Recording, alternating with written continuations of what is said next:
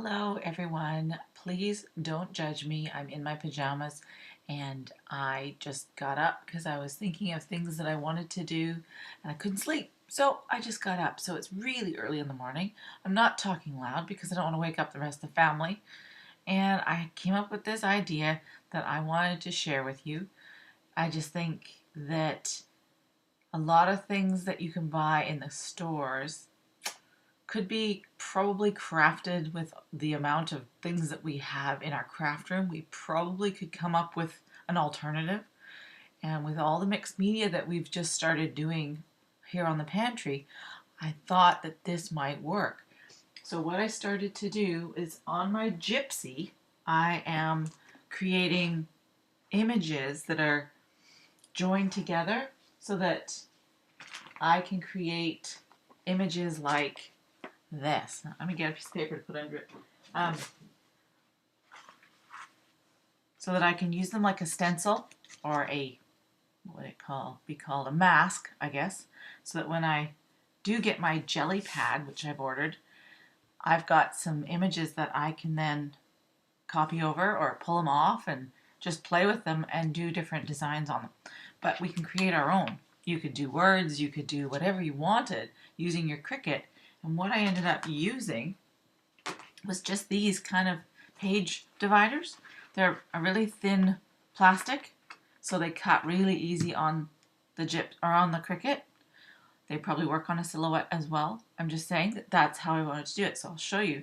The other one that I wanted to make was sort of a brick wall, and I want it to be kind of a grunge brick wall, but I can't find the shape of a brick that's kind of got a corner chipped off, so I came up with a different idea. So I'm going to change my camera angle and I'll show you what I mean. So what I did was I took just a basic rectangle and I multiplied them over and over, and you can do that on your advanced setting. Advanced setting, this button here will just duplicate the image that you are using over and over. You just keep hitting it. Then you have to move them around and just get them put where you want them to be. I did the same thing with the butterflies.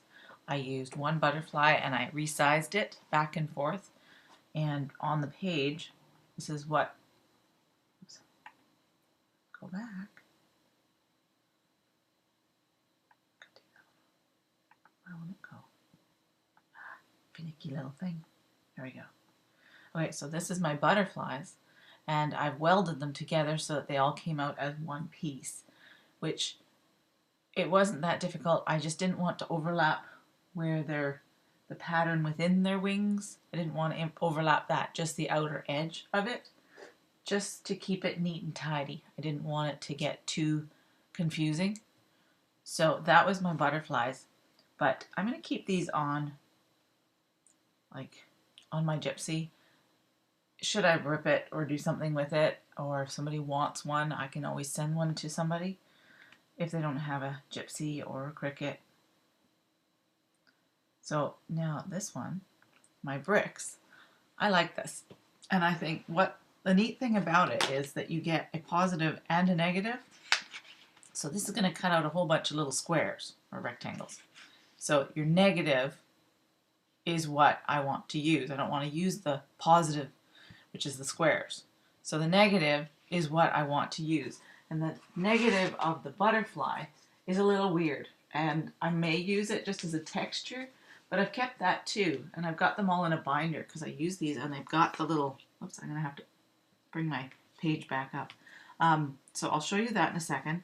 But I just wanted to show you on the Gypsy how you can put something together. And I'm going to play around with it when on time off and come up with more masks that I can use when I'm doing my mixed media. Because this is stronger than paper. I can certainly cut it out in paper, but it would only have a certain life. You get paint on it, you throw it away.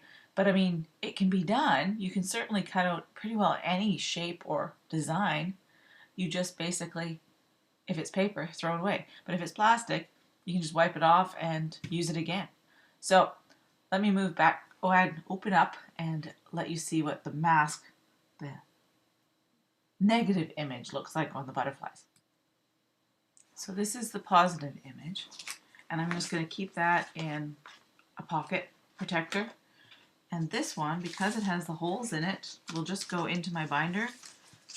And this is the negative. Now, it's not very interesting as it is, but you know what? It might be really cool if I cut out pieces of paper and made the butterflies pop and had a photograph in the middle. I mean, I might be able to use this, so I'm not going to get rid of it. It's a little weird, but it probably would work if I wanted to use it for something, for scrapbooking. So that I'll keep together with this.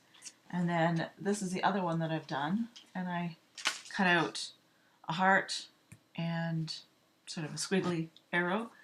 And the neat thing about this is I could use either one. I could use this as a mask and just sort of ink around this side. I tried to keep it as separate as I could, and I can ink with my brayer that one as well.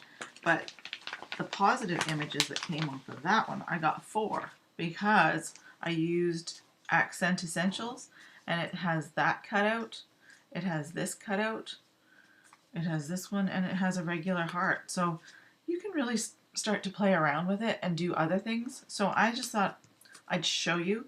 I'll cut out my bricks really quick. I'll put that on fast speed and you can see how I cut it out and how it turns out. And it's just an idea for you to maybe use your Cricut machine or even your die cuts. I might even try some of my Tim Holt die cuts on this and see if I can't, like on the edge page or my gears or whatever, and try and get that shape so that I can put them down and ink over them or mask with them, spray with my Lindy Stamp Gang, do those kind of things. Anyways.